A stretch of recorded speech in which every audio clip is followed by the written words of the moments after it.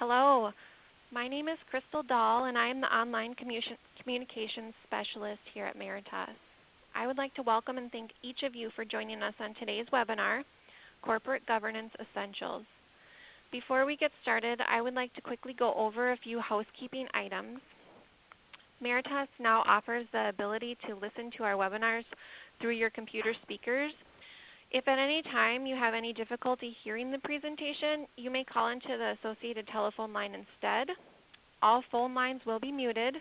If you experience any technical difficulties, please press *0 at any time to connect with a support technician, or feel free to reach out via the chat feature found in the left-hand side of your screen, and I will put you in touch with whomever you need that can help you. Since your phone lines will be muted, if you have other questions that come up during the presentation, feel free to use that chat feature. They plan to answer the questions at the end of the presentation. Lastly, in the next few days, I will distribute a copy of the presentation, a recording of the webinar, as well as each of the presenters' contact details. You're welcome to reach out to them if something comes up after the webinar. Our presenters today are Hartley Nathan and Ira Stuchberry. They both come from our Meritas affiliate Minden Gross in Toronto and practice in the business law group. Hartley practices corporate and commercial law with an emphasis on corporate governance matters and corporate meetings, and Ira focuses on corporate and commercial law with a special interest in mergers and acquisitions, shareholder disputes, corporate governance, and charitable and not-for-profit corporations. With that, Hartley, are you ready to get started? Yes, I am. All right. Thank you very much. As a senior partner of Minden Gross, I'd like to thank Meritas for inviting us to speak at this webinar presentation on corporate governance essentials. You've been provided with a list of the topics we hope to cover today, as well as a handout for the presentation. My colleague Ira and I have prepared a brochure outlining corporate governance essentials for directors, which we think is a useful tool for directors and their solicitors. Now, please keep track of any questions you may have. We'll be happy to try to answer them at the end of the presentation. Corporate governance has been defined as a set of relationships between a corporation's management, its board, its shareholders, and other stakeholders. It provides the structure through which the company's objectives are set and the means of attaining those objectives and monitoring performance are determined. Good corporate governance should provide proper incentives for the board and management to pursue objectives that are in the interests of the company and its shareholders. Boards generally look to the corporation's solicitors as the primary resource for legal analysis and governance advice. Now, the purpose of today's presentation is to offer guidance about various topics we hope will assist solicitors in providing the corporate governance advice to your clients. We hope you'll enjoy the presentation.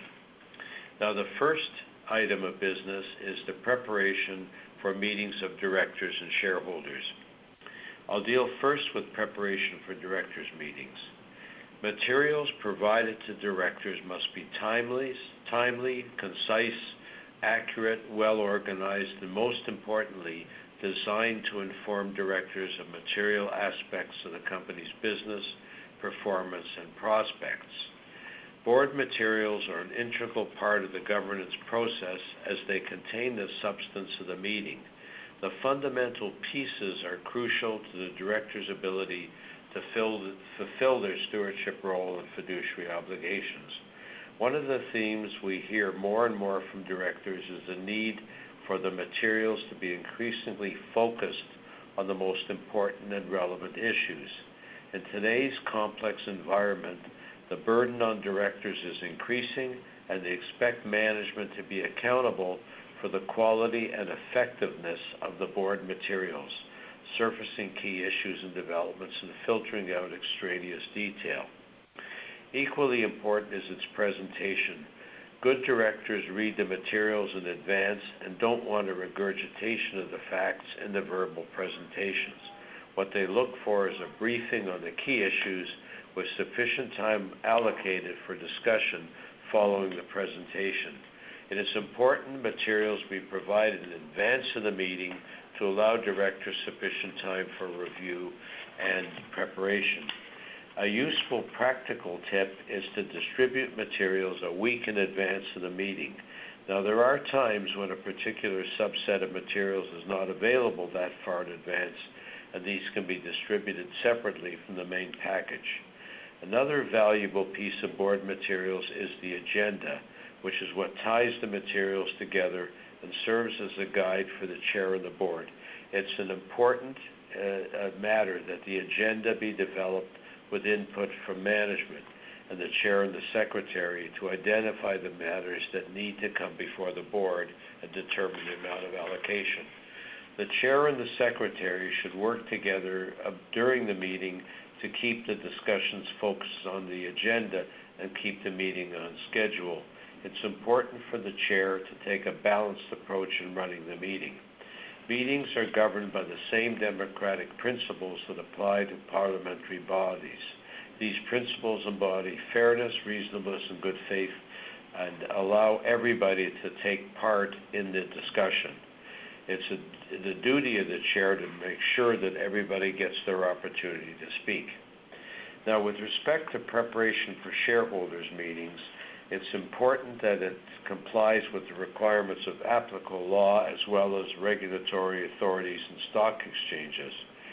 Advice can be shared with the corporate secretary, who's generally the officer primarily responsible for organizing corporate meetings, along with corporation's legal counsel. Meetings are the subject of last-minute preparation are almost always bound to have difficulties. Now, what we have found useful for business and not-for-profit corporations with large shareholder or member population is to have a protocol regarding conduct of the meeting. Here is an extract from the lead paragraph in our template protocol. The meeting will be conducted in accordance with the following protocol and applicable law, including the constating documents of the association, recognized in industry practices with a view to the best interests of all members. Now, a shareholders meeting in a larger shareholder constituency is an opportunity to showcase the company and shareholder investor relations strategy. It's important to identify goals and objectives for the meeting. Now, make sure that the location chosen for the shareholders meeting is adequate to accommodate all shareholders who may wish to attend. Some of you might be familiar with the Bing versus London Life Association case in the English Court of Appeal in 1989, where a lot of the people that came to the meeting couldn't be accommodated, didn't get a chance to voice their concerns, and the Court of Appeal set aside the meeting. So keep that in mind. Develop plans for reception of shareholders, guests, etc. What's advisable is to rehearse the meeting together at least once to ensure that each participant understands his or her role.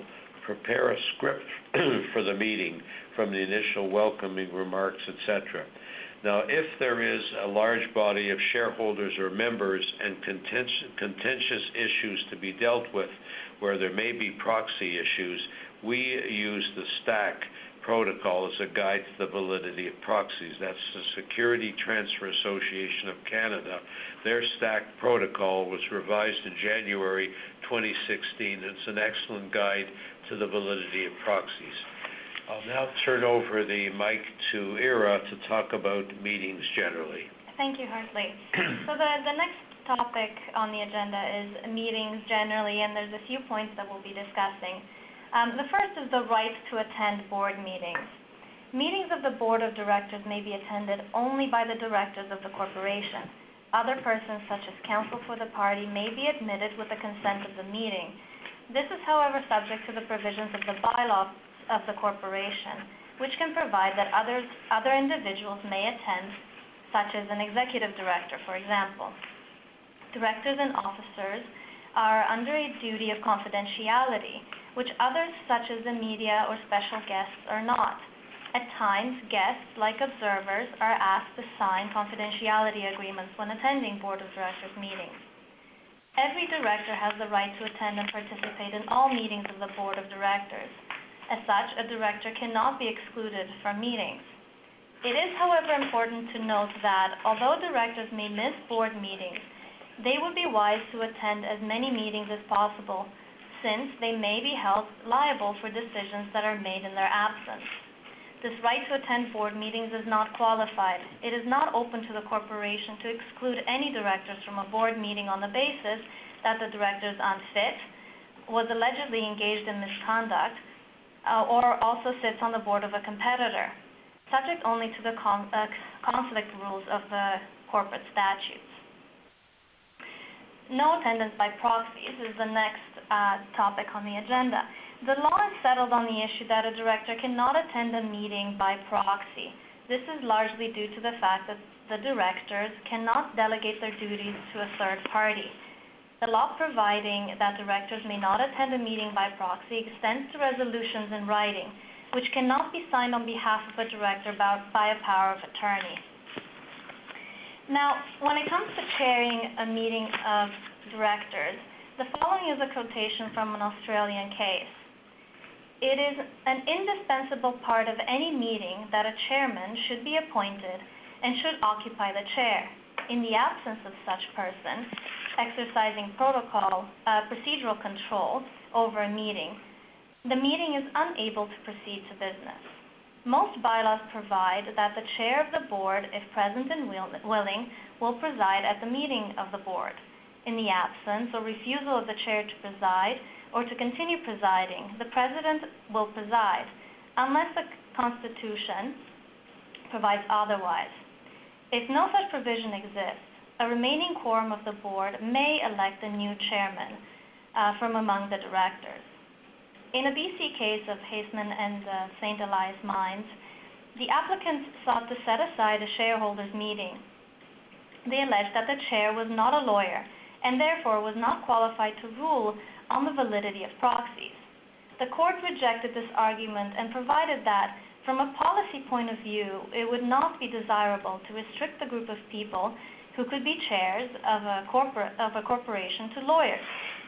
The authorities are replete with situations where chairs of companies are not lawyers, and the judge in this situation was not given any authorities to contradict that history. The chair should, however, consider having legal counsel to advise them on issues that may arise at meetings, whether of meetings of directors or meetings of shareholders.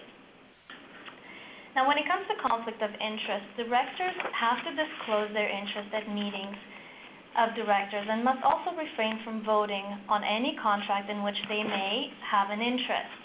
There are situations that can arise in which two directors refrain from voting on their own contracts.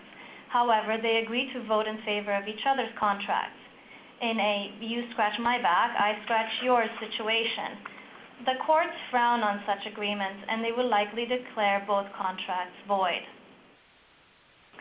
The next topic is a quorum.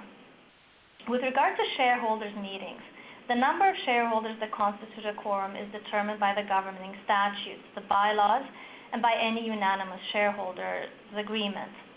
At common law, absent any other provision in the constituting documents, a quorum was a majority of shareholders. Where a shareholder attends only to protest the meeting, such person or such person's shares should not be counted for quorum purposes. One issue that arises from time to time is that of a disappearing quorum. This refers to the situation where a quorum is present at the start of the meeting, but the quorum is lost at some point during the meeting itself. If a quorum is present at the beginning of the meeting of shareholders, the shareholders present may proceed with the business of the meeting even if a quorum is not present throughout the meeting. Note, however, that this rule does not apply to directors' meetings. When it comes to meetings of directors, a quorum must be maintained throughout the meeting or the business conducted is deemed invalid.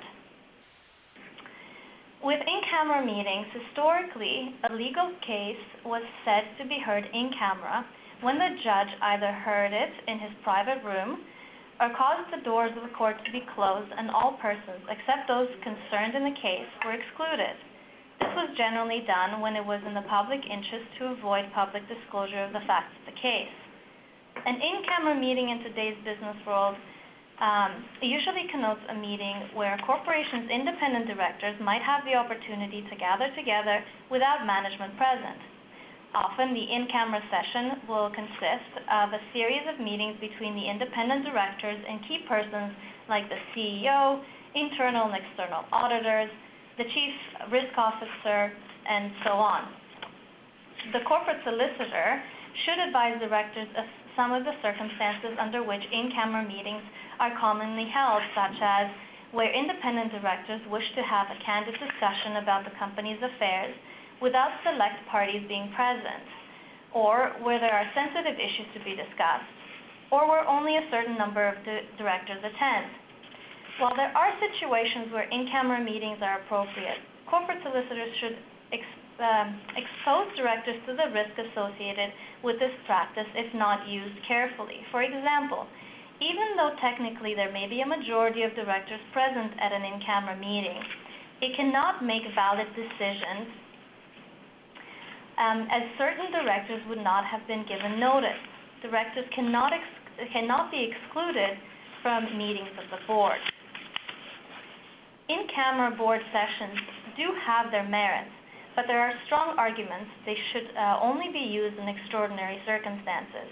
When they are used, and especially where confidentiality is not the sole rationale, the first order of business must be agreed on the rules or board discipline that will apply within the in-camera deliberations and the reporting of its results. I will now turn to Hartley for the next part of the presentation, which is on minutes of meetings. Thank you, Ira. I'll now turn your attention to how best document what happens at a meeting of directors, setting out the role of the secretary and the role that directors play in the record-keeping process. Now, whether or not the general solicitor is a director or corporate secretary, he or she is usually involved in the process of preparing corporate minutes. Opinions differ regarding the various methods of preparing the minutes. The process requires substantial involvement of and vetting with the general solicitors. Now, whatever form is ultimately implemented, those involved in preparing and reviewing the minutes must bear in mind that the minutes may be obtainable by court order as a corporate record. It's been said that the minutes must be written as if for an audience of public stockholders and their lawyers. Now, the corporate solicitor should ensure their employer corporation abides by the requirement to prepare and maintain records containing minutes of meetings and resolutions of directors. This often defaults to the corporate solicitor, who often acts as secretary. Now, minute books are admissible in court as proof of all facts contained within therein, and in the absence of any evidence to the contrary. Under the CBCA, any shareholder or member may review minutes of meetings where a director has declared a conflict of interest. Now, there's a new section contemplated by Bill 218 of the Ontario legislation. It's the Burden Act of such. It was passed the first reading on June 8th of 2016. Says an entry in the minutes of a meeting to the effect that the chair of the meeting declared a resolution to be carried or defeated is, in the absence of evidence to the contrary, proof of the fact without proof of the number or proportion of the votes recorded in favor of or against the resolution. This was passed simply because it's burdensome to be asked the question of who voted in favor, who voted against, and this gives some indication. If a director ceases to be involved in the shareholders' meeting, they should have the right to inspect records so that records are available for not only the purposes of a director fulfilling the person's due diligence obligations, but also as a permanent record of what went on at the meetings. Normally, minutes are kept where in two ways: informal minutes and more specifically, the more formal minutes. There does not appear to be any legal requirement to approve minutes of a meeting at a subsequent one, nor does there appear to be any obligation to have minutes signed to be valid. When I originally researched this point, I found a case in the 1700s that established that. I went to Osgoode Hall, I dug out the case, and in fact, it's an ecclesiastical court decision that says that, and that's been relied on for now over 200 years. Fortunately, Shackleton has also referred to that case on company meetings, and the 1930s decision book, Wegenast on companies meetings, has affirmed that as well. So for those of you that feel that minutes of a meeting have to be approved at a subsequent one, don't worry about it. Now, in one case, the court stated the signatures of the chair and the secretary would strengthen the evidence in the sense that at least two persons who attended the meeting would be concurring on what took place. A ruling in an Australian case, the James Hardy case, has brought to the forefront the importance of maintaining accurate minutes of meetings of the board. In this case, the board approved a separation proposal which included the creation of a fund to compensate claimants in respect of asbestos-related liabilities. The proposal was announced to the Australian Stock Exchange in a form that was later found to be misleading. The draft announcement was distributed to the directors present at the board meeting prior to its release. There were significant errors in the minutes of the meeting, not only in relation to the order in which certain events took place, but in the recording of certain recommendations made to the board. The directors argued the minutes were drafted before the meeting actually took place. Although the directors claimed the minutes were not accurate, the High Court concluded the directors had approved the release of the announcement to the public and therefore breached their duties. It's cases like this that exemplify the importance of maintaining accurate minutes of meetings, as it may not be possible to claim an event occurred or a resolution was actually approved at the meeting if the minutes are inaccurately drafted. Some considerations that the corporate solicitor can share with directors and encourage them to keep in mind at all times are the following. Prior to their approval, minutes should be critically and carefully reviewed by directors. The bases of directors' decisions at board meetings are crucial matters that should be understood and noted in the minutes. Management should be clear as to whether it is providing documents for information only, where no immediate action is required, or seeking the director's approval on a particular matter. And the materials provided to the directors before and at the meeting should be carefully reviewed and included as attachment to the minutes. Special care must be taken when discussion of the board meeting involves legal advice by a general solicitor or an external lawyer. The minutes should indicate the board participated in a privileged discussion with the solicitor with only a general reference to the subject matter. Privileged discussions must be redacted from the minutes prior to their review by authorized parties such as auditors and regulators. In the case of contention, the chair should, in contentious situations, order the proceedings be recorded. The transcript should be kept in a secure place at the office, only available to a director to ensure that the minutes are accurate. In keeping with the duty of confidentiality, no director should be able to duplicate the transcript. Now, notes of meetings. In the Harris and Lakin Group Inc. case in 2011 in Ontario, the solicitor acting for the corporation was questioned about the notes he took at a director's meeting. The solicitor deposed that a certain concept was presented at the meeting, but he later acknowledged on cross-examination there was no specific reference to this concept in his handwritten notes of the meeting. He testified he did not remember what exactly had happened at the board meeting. Now, there's two views regarding whether directors should maintain their notes of the meeting after satisfying themselves that the minutes reflect what took place at the meeting. That is, whether to maintain them or destroy them. Notes can be a double-edged sword. It's often prudent for there to be only one record of the deliberations of the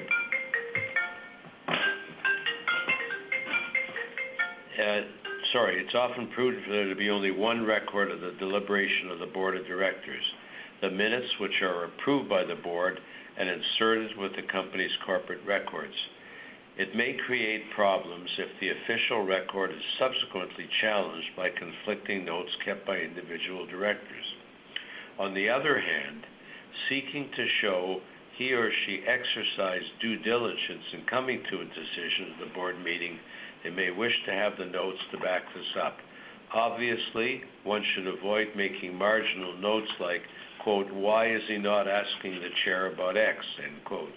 This will be fodder for anyone cross-examining that director to ask why that director did not ask the question. The company's corporate secretary will often suggest directors keep their own notes if they wish until the minutes have been approved, and then destroy them. Our advice is that it's good practice to put into place a policy or guideline on managing notes and working files relating to meetings.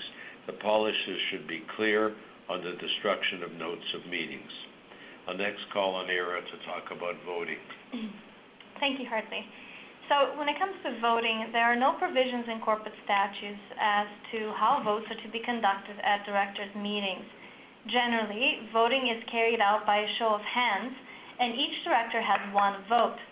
If the matter is a sensitive one, there is a question of whether there can be a secret ballot at a meeting of directors. Directors would not be aware of how other directors have voted. Only the chair who counts the ballots would know, assuming directors' names were on the ballots. Using foresight and careful drafting, the bylaws could effectively provide for voting by secret ballots. Now, when it comes to dissent votes, a director is often faced with a position put forward at a meeting with which the director does not agree. That person should vote no to the resolution and request that his or her dissent vote be recorded in the minutes. Failure to do so may lead to potential liability, since the Corporate Act deems the director to have consented to the resolution if the dissent is not recorded in the minutes. A director not present at a meeting is deemed to have also consented unless, within 7 days after becoming aware of the resolution, the director causes their dissent to be placed within the minutes of the meeting. Another option for directors would be to abstain. An abstention is defined as the refusal to vote either for or against a motion. A director at a meeting may be sitting on the fence or just doesn't want to offend any faction or another. So he decides not to vote at all on a proposed resolution.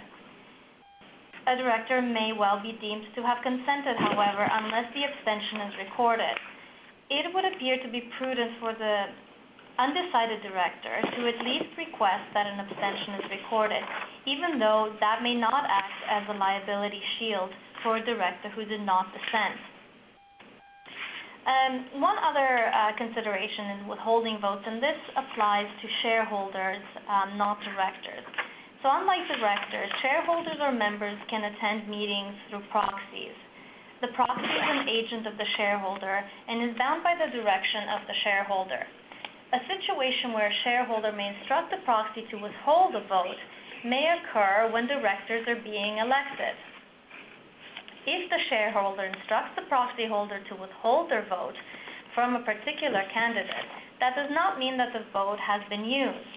In Mason and Ogden Capital Corporation, the shareholders instructed the proxy holder to withhold voting from a slate of candidates, but also granted the proxy holder general discretion. The court held that while the proxy holder must have withheld their vote from the slate of directors, the proxy holder could vote for another candidate at its own discretion. So if the shareholder instructs the proxy holder to withhold their vote from a particular candidate, but a new candidate is nominating from the floor, the proxy holder can use their discretion to vote for the new candidate. I will now move to Hartley to speak on inspection of records. Thank you, Ira. Canadian corporate statutes dictate that records of a corporation must be made available to any person lawfully entitled to examine the records, namely the directors, shareholders, and the auditors. This right, however, is broader for directors than it is for shareholders, and many disputes can arise when shareholders want full disclosure but are not entitled to it. First of all, directors' rights. Directors have the right to examine all books and records of the corporation.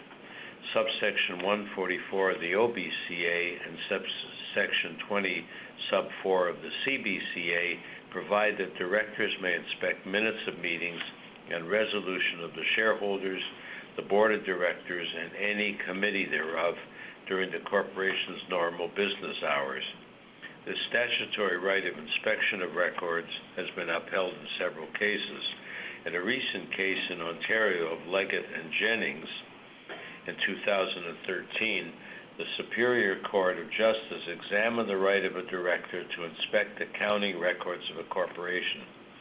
In the analysis of the cases, the court adopted the proposition which stated that a director, quote, has an unconditional right to inspect books and records of the corporation that is not required to provide a reason for his or her inspection.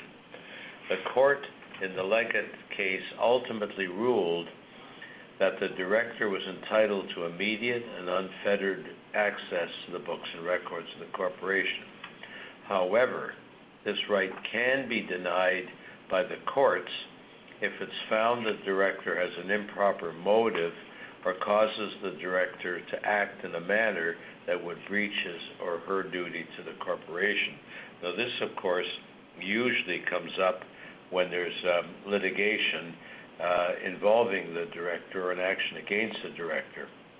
Now, the right of inspection generally is grounded in the director's fiduciary duties.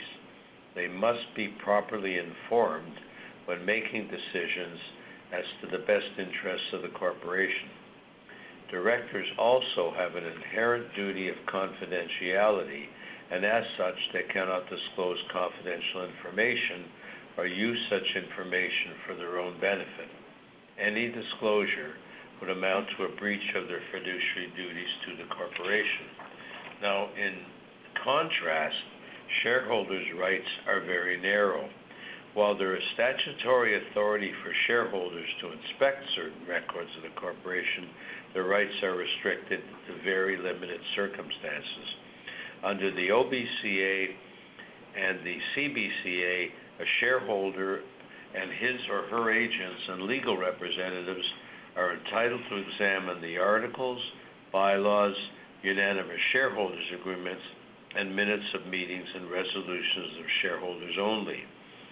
These records are available to shareholders for inspection during normal business hours at the corporation's registered office, and the shareholders are entitled to obtain copies of the documents. Subsection 126(1) of the CBCA allows shareholders to inspect minutes of directors' meetings where a director has declared a conflict of interest. Otherwise, a shareholder does not have a right to examine minutes of directors' meetings. In the case of SRM Global Master Food Limited Partnership and Hudbay Minerals, Justice Wilton Siegel of the Ontario Superior Court recognized the inherent confidentiality of minutes of directors' meetings. He stated, "Although I agree with the applicants, no privilege attaches at law to such minutes, I think it's an important commercial interest. The board of directors is charged with the responsibility to manage the corporation. The directors must be able to conduct open and frank discussions if they are to discharge their responsibilities to the corporation and the shareholders. In the ordinary course, it's certainly arguable that for this reason, disclosure of minutes of board meetings and related notes of participants would give rise to a serious risk to an important commercial interest. To a shareholder, it may not seem as a correct constraint imposed by the courts. The limitation goes to the root of directors' duty of confidentiality. Now, what has arisen in several of the meetings that I've attended where the meetings have been brought by requisition, meetings of shareholders, or where they have tried to get a court order to obtain addresses of the shareholders. A recent couple of situations have come up where where people are trying to get lists of shareholders, and on both acts, most corporate acts provide that if the shareholder files an affidavit requesting the names and addresses of the shareholders for purposes of seeking their votes, etc., that you did not have to provide email addresses.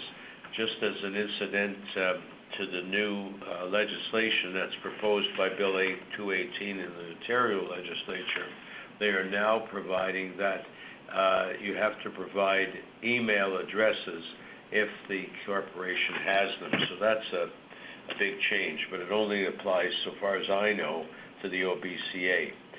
Now, while directors and shareholders have statutorily mandated rights to inspect certain records, in the event a corporation does not make the records available for inspection, an application for a compliance order can be made to the court to compel the corporation to make the records available, and that's pretty well in every statute. Ira is now going to talk about removal of directors and officers. Thank you, Hartley. So in Canada, when a director is considered to be a problem because of misbehavior, or where a faction of the board refuses to attend the meetings and frustrates a quorum, the available remedies are quite limited. A special meeting of shareholders could be convened to remove the dissident directors by an ordinary resolution and to replace them with more compatible ones. Under the Ontario Corporations Act, under the current Ontario Corporations Act, requires that the right to remove directors be set out in the letters patent or bylaws, and requires a 2/3 majority. Otherwise, a director cannot be removed during their term. Most other corporate statutes provide that the removal is by a simple majority vote, although the BC Societies Act calls for a 75% vote. The percentage of votes required for this purpose cannot be increased in the articles or the bylaws. Where appropriate proceedings might be brought by the corporation claiming damages occasioned by the director's absence and any resultant breach of fiduciary duty. If a director ceases to be qualified, for example, if he or she is certified to be mentally incapable, becomes a bankrupt, or if the bylaws of a charity provide for this, becomes for example, if the bylaws of a charity provides that if the director is an ineligible individual under the Income Tax Act, the director is automatically removed from the board. In Kaiser and Borrelia Holdings, Inc., the sole shareholder removed the sole director and admitted that he didn't follow the requirements of the OBCA. He argued that the breach was technical because he would have removed the director in any event. The director, however, was successful in his application for the determination that he was still a director because he was not removed in accordance with the Act. The court held that even though it stated that it was fairly evident that the shareholder would remove the director as soon as he could. Directors normally do not have the right to remove other directors, as this is a role of the body that elected them.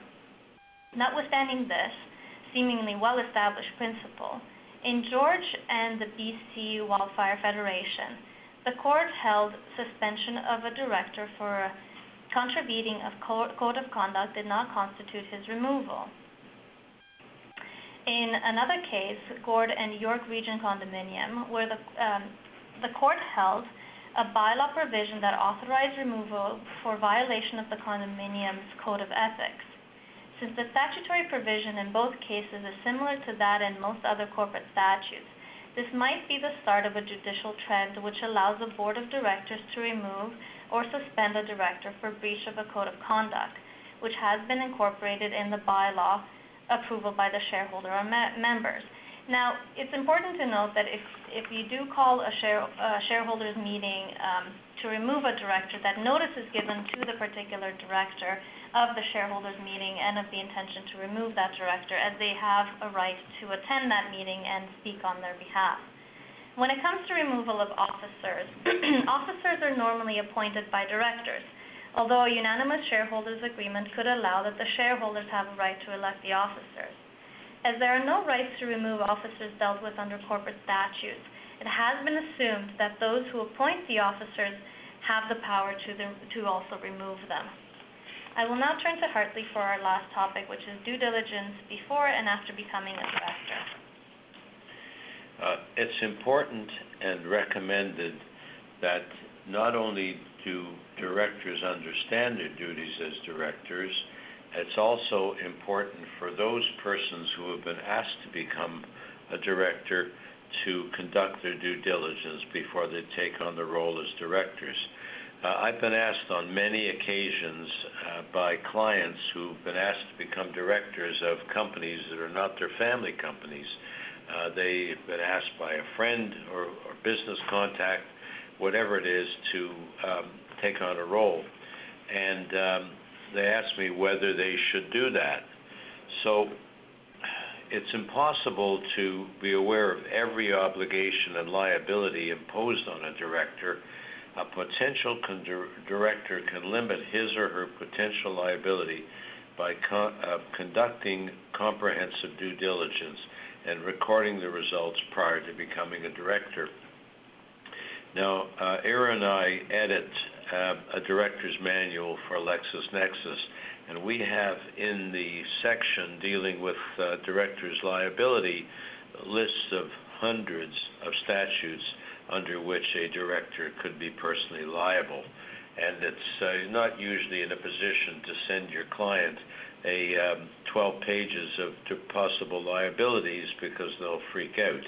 But outlined below are some of the steps that a potential director should take in conducting his or her due diligence.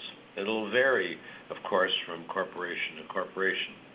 Number one, consider why you want to be a director. Number two, find out whether the corporation is financially strong and stable. Look at the financial statements. Request and receive a written job description detailing specific responsibilities expected of a director and what committees you may be requested to sit on. And this goes both for not-for-profit corporations and corporations that are business corporations. The law doesn't recognize a distinction when it comes to breach of the various acts, particularly the Income Tax Act and for withholding employee deductions.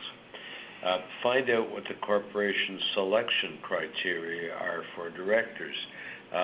It's always troublesome when you have people on the board who are simply on it for the purpose of getting paid a few $100 for attending a meeting, and others who are there because they're interested in doing a good job and acting in the interests of the shareholders. Speak to other directors to get their perspective on the corporation.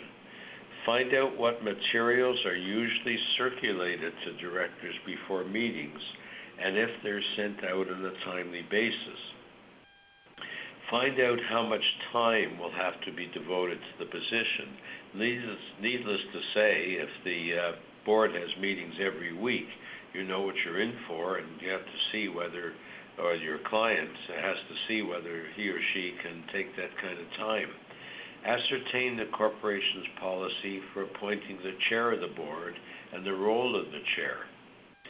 Find out if the corporation pays for the services of independent outside advisors, such as lawyers and accountants, when it is deemed necessary to avail oneself of such services. Request and take the opportunity to review board and committee minutes for the last 2 or 3 years. Find out if there's an orientation program for new directors. Ask whether the corporation has guidelines and procedures to deal with conflicts on the board. Request and receive a report on the current areas of concern for directors. Request and receive from the corporation's solicitors details of any outstanding and pending litigation or regulatory proceedings against the corporation and or its officers and directors. Does the corporation have formal policies for compliance with regulatory requirements? Make sure the act that governs the corporation allows indemnification of directors. Obtain a contractual indemnity from the corporation. Perhaps the most important item is ascertain whether directors and officers' insurance coverage is available to the directors and determine its limits and exclusions. Make sure that the investments made by the corporation comply with relevant legislation, especially for charitable corporations. Now, once you pass all those hurdles, or your client passes all those hurdles, what do you do while serving as a director? So there's a few items of due diligence that you or your client should be aware of. Directors who carry out their responsibilities in a diligent way are unlikely to incur personal liability. The director has to establish that he or she was diligent in making the decision that he or she made. To this end, there are a number of things a director could and should do. Attend as many meetings of the board or any committees as possible. Read the material sent to directors before a meeting. Take accurate notes at board meetings and review minutes to ensure accuracy. Make sure your concerns, if any, are set out in the minutes of the meeting. Consult independent experts where necessary.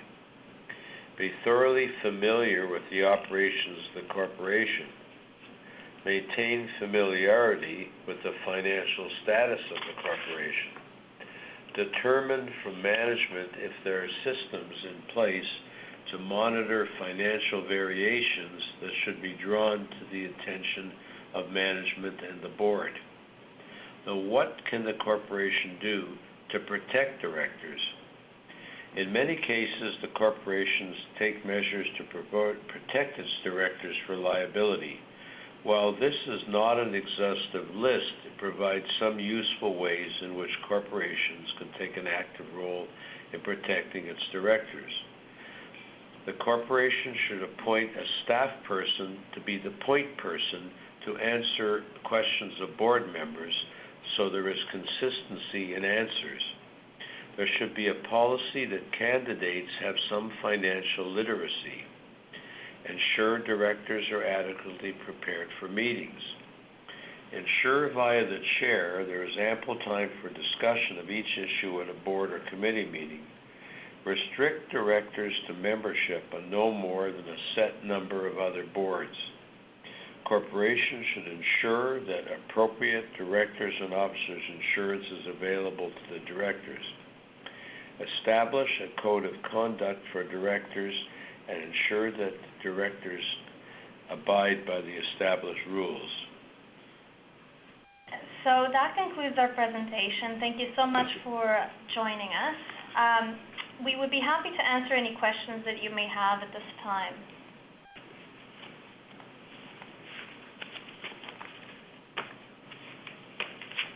So we have a question, and that is, what is your preference for keeping notes of a meeting? I can address that one. I was involved in a public company as secretary back in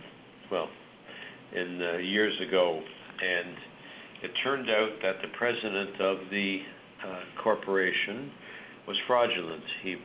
He provided the bank with false information as to the collectability of receivables. He overstated inventory, and it turned out when the company went under that they sued the directors. They also included me in there as secretary of the company. The good news is that I was ultimately, the court dismissed the case against me and claimed that as secretary, I was a mere amanuensis. I didn't know what the word meant, but I was very happy that I got off the hook. And one of the reasons why I was able to avoid liability was because my notes at no time ever indicated that the corporation was offside on its bank covenants, and this, of course, was the big problem. And had I been and I went to every meeting of the board and committees, and at no time was I ever told that the board was that the company was offside. So in my case, I could certainly recommend keeping fulsome notes, subject to what I said before about being careful what you put in your marginal notes. And my personal practice is to keep the notes with the minutes of meetings. So that's the way I would answer it. Thank you, Hartley. We have one more question, and that is, what are the possible ways of voting at shareholders meetings? So I can answer that one. So I addressed in the presentation the ways of voting at directors meetings, and at shareholders meetings there are two ways really of taking votes, and that is to demand a poll or by show of hands.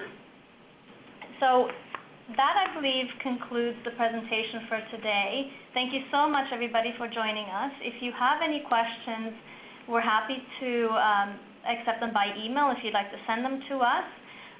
Included with the materials for today's presentation was our brochure and the handout. Again, if you'd like to contact us with any questions or any clarifications, we'll be happy to answer any further questions later on. Thank you so much.